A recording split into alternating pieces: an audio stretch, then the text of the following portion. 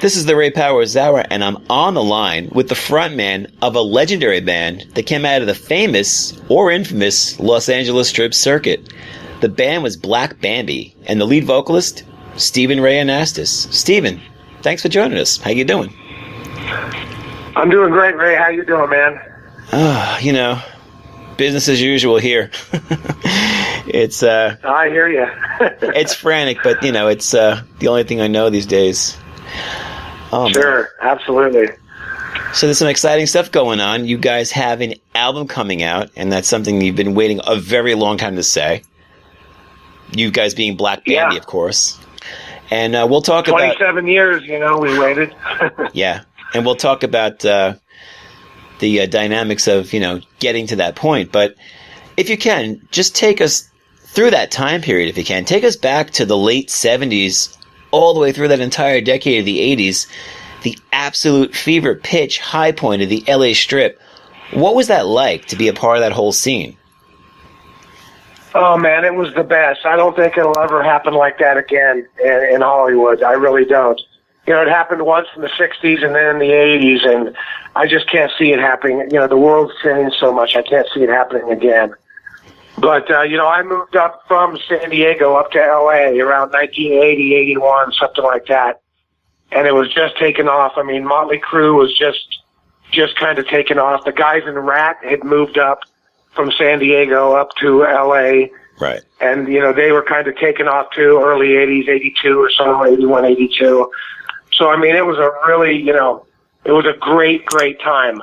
Bands like Quiet Riot, they were actually called Dubrow. Right. And they were, playing around, the Troubadour and all the bands that, ended up making it were just playing the clubs and just starting, and they were all struggling. So I was there through the entire decade and saw it all happen, and it was magical. It was just so much fun and just, such an exciting time. It really was. It was a blast. Yeah. A lot of great bands. I know, it's amazing. I mean, the run that whole strip had. I've spoken to guys like Michael Sweet and Dana Strum, guys who were there for virtually that entire run like you, and they attest that the lines were around the block to get into these clubs. The fans would pack these venues, and these venues were just up and down the strip. They were endless. The Starwood, the Whiskey. And, I mean, obviously a stark difference from today, where bands and markets all over the U.S. are hard-pressed to fill a nightclub. And you guys Oh, man, it was, yeah. There were lines out. It was amazing. All you had to do is get a ride down to Sunset, have someone drop you off in the corner, and just walk the strip. Right. Whiskey was down the street. You walk up the street, it was Rainbow, the Roxy, and then head down, and the Troubadour was right there. And everyone, even the parking lots were just packed full. Girls were lined, walking up and down the entire strip. Friday and Saturday night, you could barely walk. It was just, shoulder to shoulder with girls. It was pretty amazing. It really was. It was a great time to be a young man, I'll tell you that. That's for damn sure. And especially if you're in a band, forget about it. Or if you look like you're in a band, you've got it made. Yeah, that's true. And, flyering was a big thing. We were all out there flyering. So, we would sit down maybe in front of Gazzari's or one of the spots, and people would walk by and you'd flyer for your next show the following weekend or whatever. Oh, and that was like the name of the game, is getting flyers in people's hands. There was no internet. There was no, none of that stuff, no smartphones. So you had to get, something in someone's hands that they could take home, and, they would put it on their wall or whatever. And, it was great, man. It was just really, really awesome. Very exciting and tons of fun. And we all knew each other. It was pretty great. Everybody, kind of knew each other. It was like one huge family down there. Yeah, there was good-natured rivalries, but you guys were a part of that same support group, and, you could pair up with a couple of bands and, definitely make, loft parties, rent parties, things like that to go along with the clubs. I know that was something else. Sure. Like, people would just come out. There were certainly rivalries, though. Yeah. Sure. Yeah, the rivalry was the name of the game as well. Everyone wanted to, be the next big thing, so... Yeah. But it's funny though. A lot of bands they break up and join new guys, and a lot of switching and of bandmates, and different variations of bands changing names, starting a new band. I mean, trying to get one step ahead. It was a lot of fun. Yeah, and you knew exactly where I was going with my next question. I was going to say you didn't have the internet. You had to rely on print ads. And I remember posting bills with the glue water and everything else and covering each other's ads and, trying to show a little bit of class and maybe I'll put it next to it. But, you had that in word of mouth. But really, it's amazing that people, they had to go out for fun. So unlike today where you have every excuse to stay home, Absolutely, sure. We didn't even have cell phones, man. Exactly. It wasn't there were barely answering machines. I remember when answering machines first hit. Before that, the phone would just ring if you weren't there. It's true, right? Yeah. I'll go down to Gazzari's and hopefully I'll see my friends. Yeah, and you invariably did. Yeah. And we were all struggling, I mean, we didn't have a lot of money, that's for sure. As long as you had enough to get in, the $5 would get you in the Rainbow and you'd get 2 drink tickets or whatever. And that was your deal, and you would just everybody would support each other, that kind of a deal. Hitch a ride home. But it's funny, now I've got some money, I've got some businesses, I'm doing great. But I think back on those times when I didn't have anything, and those are truly the time of my, that was a time of my life. It was a lot of fun, man. It was pure, really was. Yeah, exactly. It was a pure time. But time filters out a lot of the negativity, so you tend to remember all the great stuff and forget all the bad stuff. It's definitely true. You hook up with an old girlfriend, that'll happen. It's like, oh yeah, now I remember why I hate you so much. Yeah, exactly. Unreal. Yeah. Now, when did you come to the realization that you were one of the top bands in the area? Obviously you paid your dues, you played these clubs, but at some point you had to know that, hey, we have something here. Well, it was kind of our time. I mean, it kind of just progressed. I was in a band called City Slick, right? With Kyle and Mark Knight from Bang Tango. Oh, sure. Obviously before Bang Tango. Kyle and I lived together for a long time. We were roommates. And, I mean, we had paid our dues, though. I played in a band called The Lovers and City Slick. By the time we got to Black Bambi, and I joined up with some guys who were in a band called Aircraft that were very close to, getting signed when they were together. So we were kind of you kind of move up you become, on the top tier because you've been doing it so long. But it really did happen pretty quick with Black Bambi. We got together, and wrote a bunch of songs and right when we started playing out, we started getting label attention right away. And John Carter, Ronnie had known John, from an earlier band from Aircraft. And when he came and saw us, he became a really good friend and mentor. And he happened to be head of A&R at Atlantic, so that didn't hurt anything. So we ended up going with him, but we did several showcases at Mate's Studios there for different labels. We had a lot of interest, but it kind of happened quick, man. It took off really, really fast, actually. I think we got together in August or so of '87, and we were, by early '89, so a year and a half, we were signed. Wow. Yeah, and back then you had to have both the look and the sound in order to, right. garner that kind of attention. And, of course, the draw. People had to come out and again, we had honed, we kind of honed all that in our previous bands. Sure. You know what I mean? It was, we kind of knew what we were doing by the time we got together at Black Bambi. We were, we had done this all with previous bands, so all these members in this band were ready to do it. Dave Casey had played with Ron in an earlier band, earlier version of Aircraft. He was also with me in City Slick. Mm-hmm. John Grimmett was in a band with Mark Knight called Mickey Knight. And then Mark, took off and did City Slick and then Bang Tango. So it was very incestuous. We all knew each other and kind of moved around. But once we got locked down with us four, it happened really, really fast. The sound immediately surfaced, and we knew we kind of had a heavier, darker sound than anyone had at that time. And remember, this is before grunge or any of that. We were several years before that, but we were nothing like Poison or Warrant or a lot of the bands that were Winger and stuff. We were nothing like that. That real major key poppy sound, yeah, absolutely. Yeah, no, that was not us, You were more along the lines of Saigon Kick or somebody who kind of had a little bit of an inside track on, hey, this is about to get a little dark. Yeah, I hear you. Now, and was that why you decided to replace the rhythm section? Is that why No, we didn't. They had personal problems. The drummer got hurt on a bicycle. He was into bicycles, like, off-road biking, and he hurt himself. And then the bass player, just personal reasons, he decided to move to San Jose. We did our first show in 1987, New Year's Eve, at the Whiskey a Go-Go. And about a month or two after that, those two guys, within a month, both of them left.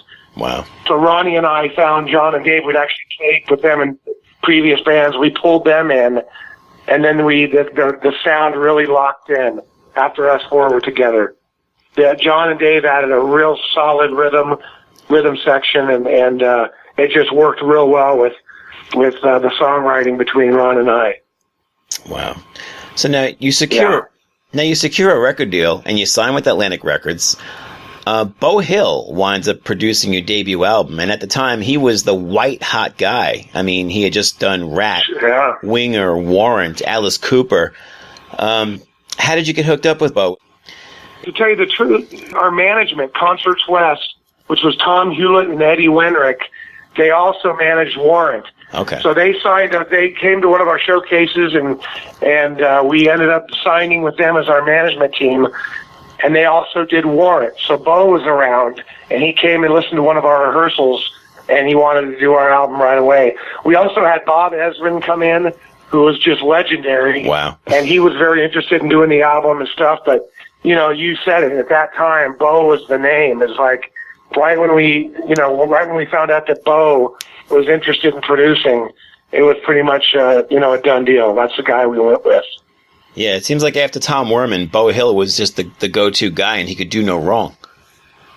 Oh, he was banging out platinum album after platinum album. And he's also the one who brought us to the Enterprise Studios there in the Valley, which is where so many great albums came out of. And he had the huge success with Rat before that. I mean, that was, that was big-time stuff. Rat, Winger, Warrant, Steve Stevens, Kicks. I mean, he did a ton of great bands during that time. Yeah, you'd be hard pressed. Europe, I think. He did Europe, yeah. A later Europe album, Prisoners in Paradise, yeah. Yeah, that's right, yeah. So, plus we got along with Beau right off the bat. We, became really good friends.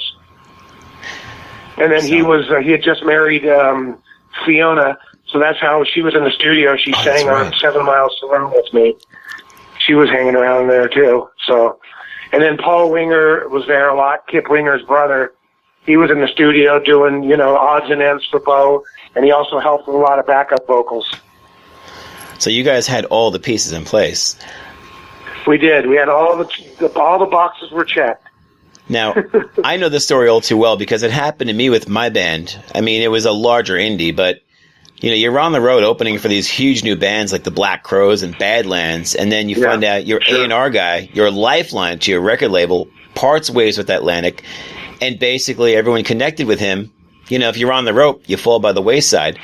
Did you receive? No doubt about it. Yeah. Did you receive any indication that this was happening, or were you just completely blindsided? Blindsided completely. We had no idea there was any problems at all. Just out of the blue, we heard that. I forget now if he was fired or if he just left. I believe it was amicable, but he had disagreements with Atlantic. And John had gone to different labels through the years. He had been at several different labels, so that was kind of his thing. Right. And it was just bad timing for us because once he left, none of the other A&R guys want to take on someone else's band. They'd rather bring their own band into the fold and get the credit for it and all that stuff. So no one was really willing to jump behind us. And it was a real shame. It really was. And by that time, the climate's already kind of changing, and the labels already know that. So it's already getting weird. Sure. Yes. In 1990, man, that's kind of when it was all Sub Pop in Seattle. I mean, they were just starting to hit huge, 90 and 91, I guess. Right. With all those great Seattle bands. And, yes, the climate was definitely changing. Green Day was coming out, that whole, and the next thing you know, by the end of 91, being from L.A. was now the kiss of death. It was no one wanted you anymore. Of course. Yeah. The wrong place at the wrong time, but, what are you going to do? This is the Ray Powers Hour. I'm on the line with Steven Ray Anastos. We're talking about Black Bambi. Now, the ride is over with Atlantic. The band starts feeling the pressure and succumbs to it. It happens.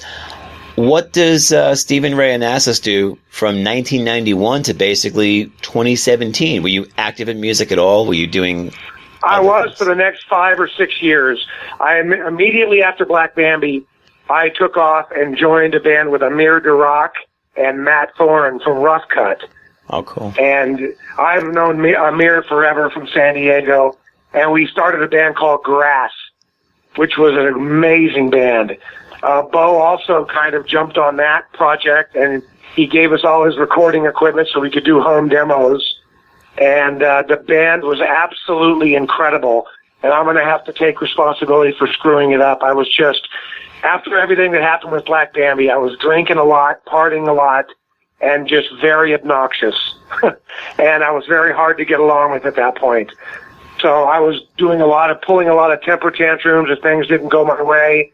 And one night at the Troubadour, I trashed the dressing room, like really, really bad.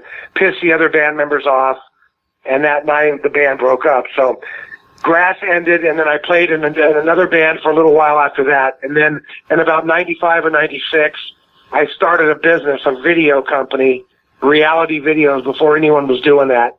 And I just kind of moved off into the business world. And, you know, from then I've started different businesses. Now I have a classic car dealership, Red Hills Rods and Classics, that I've been doing for about 20 years now. Wow. And I'm also a vintage gun dealer. So business has been really good for me. But of course, you know, I was a musician since I was a little boy. So it took a lot of swallowing my pride and really having to, you know, put that on the back burner to switch gears and go in another direction. You know what I mean? Absolutely. Just something that happened. Sure. So, and of so I'm course, still into music. I mean, I have my guitar. I collect guitars. I play all the time and stuff like that, but I'm just not active in bands and stuff like that. Some of the other members, like Dave Casey, went off and started a band called Flood. It was actually really good. They were signed to Interscope Records, and the same thing happened to them. They were shelved 30 days before the album was to come out. Terry Gate had done the album, and I mean, it was a great album. And the same, so for Dave, poor Dave, it happened twice for him, Black Bambi and then Flood. Wow. And there's nothing worse. Yeah.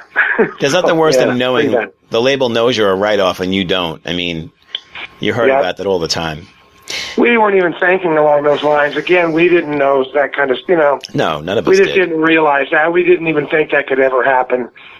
But then after it happened, we realized that, you know, that's a common deal at the end of the year for certain bands and certain albums to get shelved, and it's a write-off, you know? You're a budget line item, yeah. It's unbelievable. That's what happened to us, exactly. So, you know, things are meant to work out the way they're supposed to be. My life is great right now, so I'm certainly not going to complain. You know, that's all there is to it. I've seen so many guys make it big, and then we see, you know, the stuff that's been going on, all the suicides and crazy stuff. So, you know, I think I'm where I'm supposed to be, put it that way. Absolutely. So now, you fast forward to 2017, the musical climate resembling nothing like the one you guys left in 1990. What was the impetus to release your album? Was it based on the fact that you could do it independently? Basically, yeah. You know, I think you said it pretty well. Over the last 10, 15 years, I've got a lot, you know, once the internet became a big thing, I was getting emails and requests from all over the world looking to where they could buy it. People were asking where they could buy our music, which there was no place. And I was also had a lot of independent labels contacting me asking if we were interested to release it. And I really never went with it. I'm very busy. I just kind of like said, nah. And then Dave Tedder contacted me, and he was very excited about doing it. And we kind of just, you know, we got along really well, and we decided to do it. This was at the end of last year. It's almost been a year now. I'd say it's been about 10 months. So we decided to put it all together and make it happen.